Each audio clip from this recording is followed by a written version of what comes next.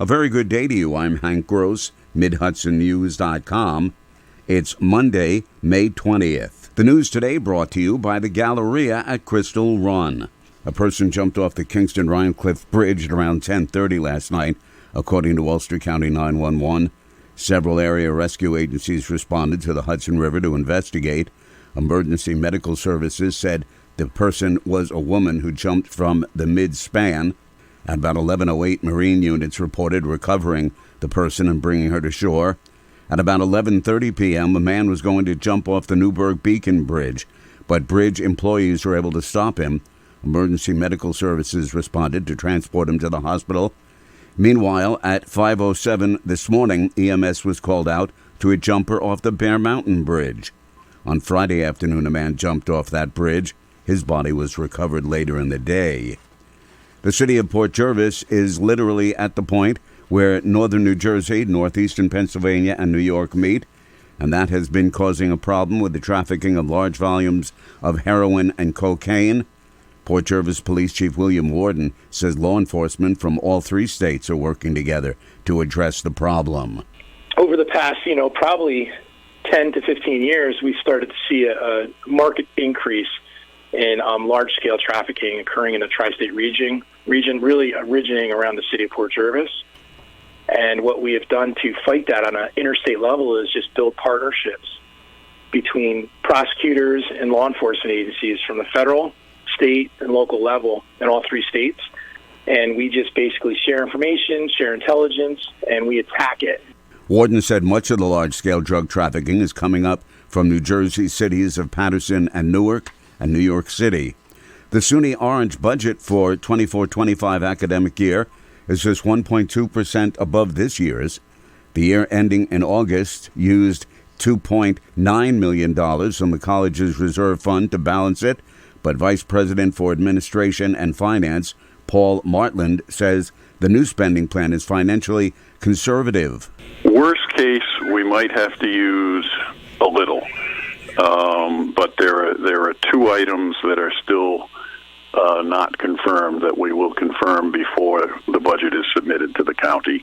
So we're hoping to submit a balanced budget without any use of fund balance.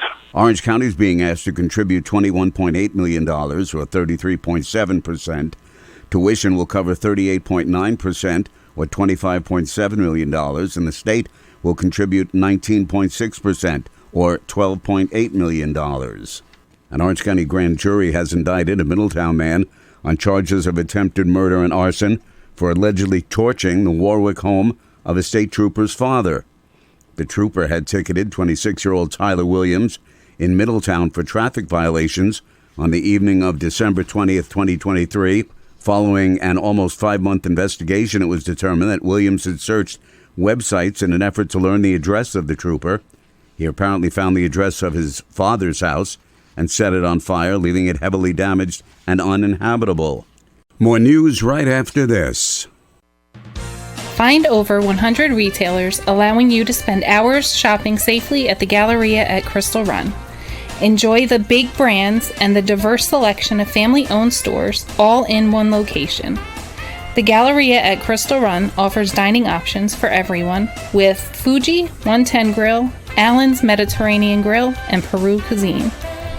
Discover the Mid-Hudson Valley's premier shopping, dining, and entertainment destination, the Galleria at Crystal Run.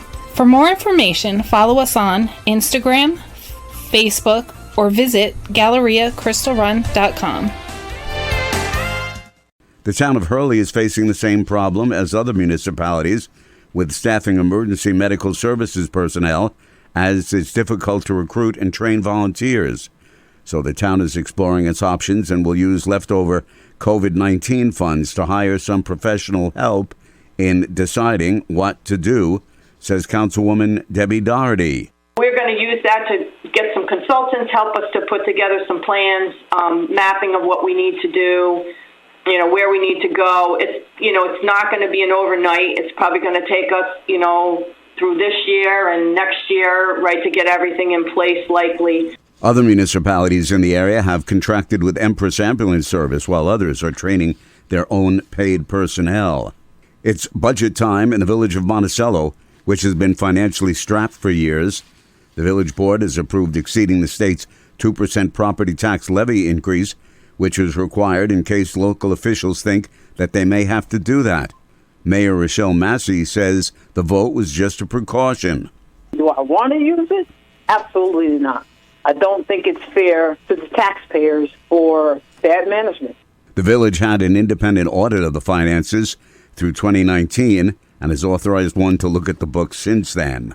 Some 1,660 undergraduate and 600 graduate degrees were conferred at SUNY New Paltz over the weekend. Graduate degrees were presented at a ceremony on Friday, and undergraduate degrees were presented at a total of 4 ceremonies on Saturday and Sunday. An armed robbery at the Sunoco gas station in the village of Warwick is under investigation by Warwick Town Police. It occurred at around 1:40 on Friday morning. Chief John Rader said the suspect is described as a black man about 5 feet 10 inches to 6 feet tall with a thin build. He was wearing a hoodie and a mask and displayed a semi-automatic handgun. One person is reported killed in a single vehicle crash on eastbound Route 17 in the area of exit 112 in the town of Mamakating. The accident occurred before noon on Friday when the vehicle ran off the road into a heavily wooded area, authorities said. I'm Hank Gross, MidHudsonNews.com. The news today brought to you by the Galleria at Crystal Run.